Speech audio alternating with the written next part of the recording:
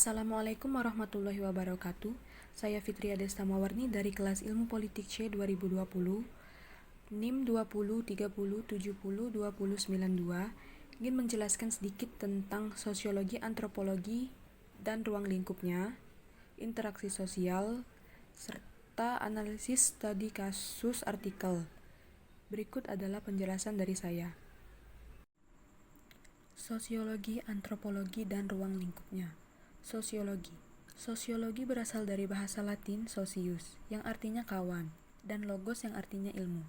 Sehingga dapat diartikan bahwa sosiologi adalah pengetahuan tentang pertemanan atau perkawanan. Sosiologi juga diartikan sebagai ilmu yang berbicara tentang sifat, sikap, dan perkembangan masyarakat.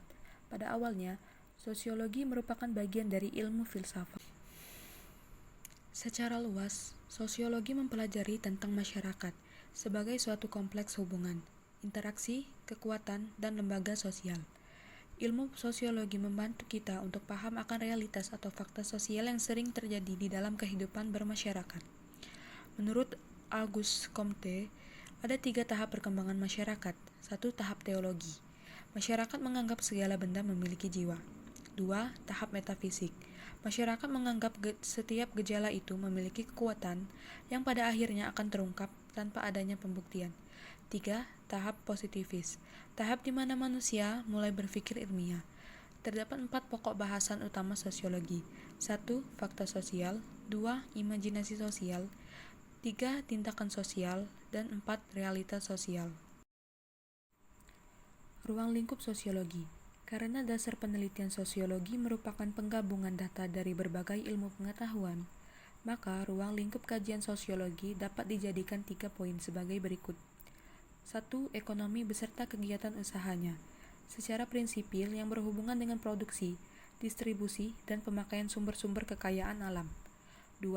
Persoalan sejarah, yaitu berhubungan dengan catatan kronologis, contohnya usaha kegiatan manusia, beserta prestasinya yang tercatat dan sebagainya. 3. Masalah manajemen, yaitu pihak-pihak yang membuat kajian berkaitan dengan apa yang dialami warganya. Antropologi. Secara bahasa, antropologi adalah ilmu yang mempelajari tentang manusia, baik dari segi budaya, perilaku, keanekaragaman, dan lainnya.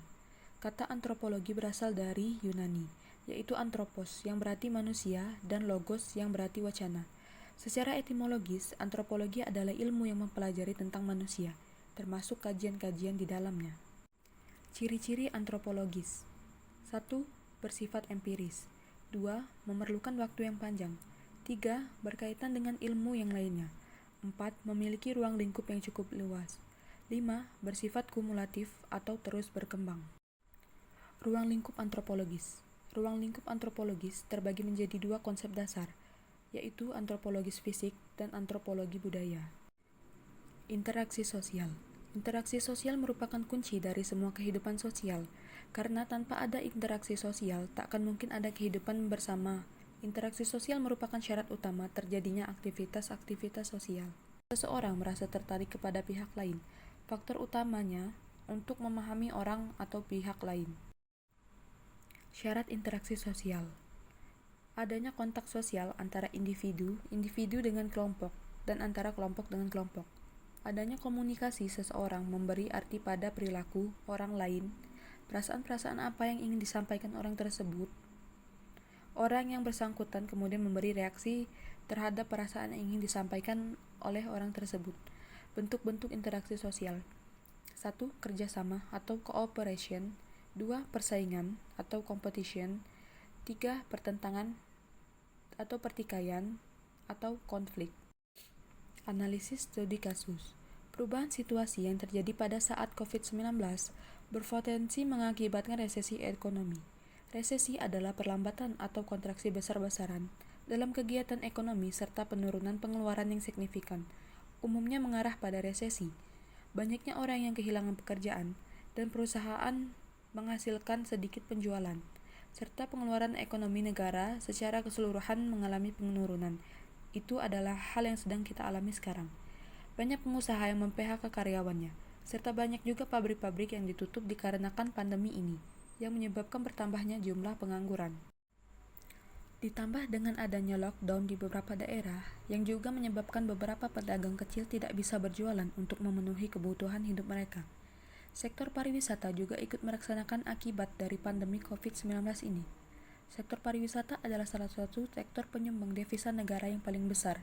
Banyak para wisatawan, terutama wisatawan mancanegara yang membatalkan perjalanan wisatanya.